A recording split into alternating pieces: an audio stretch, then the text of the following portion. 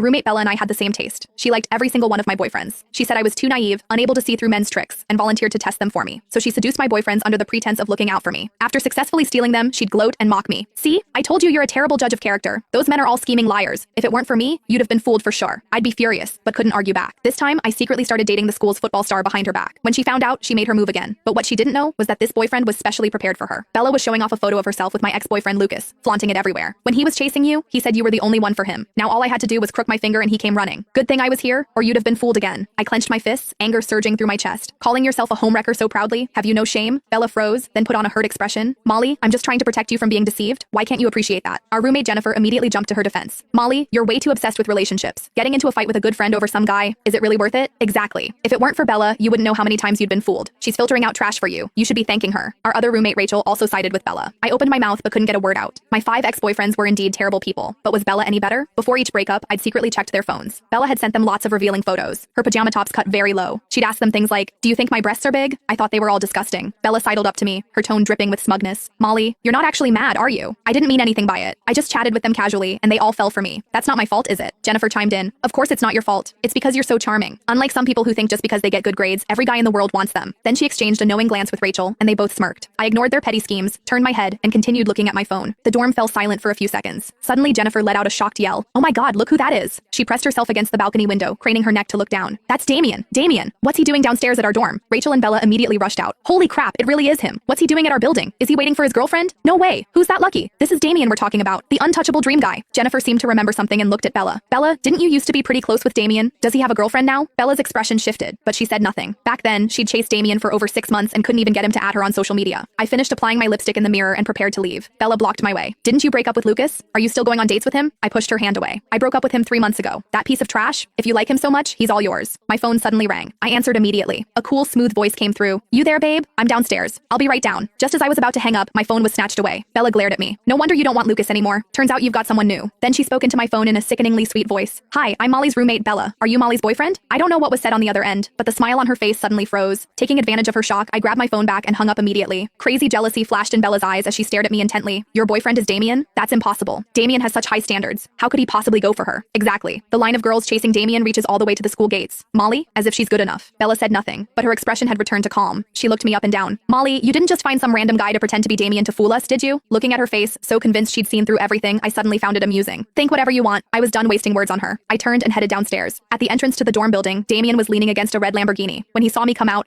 scattered sunlight fell on Damien. He really was handsome. No wonder Bella had chased him for 6 months. And that was precisely why I'd agreed to date him. "Did you wait long? Just got here. Get in."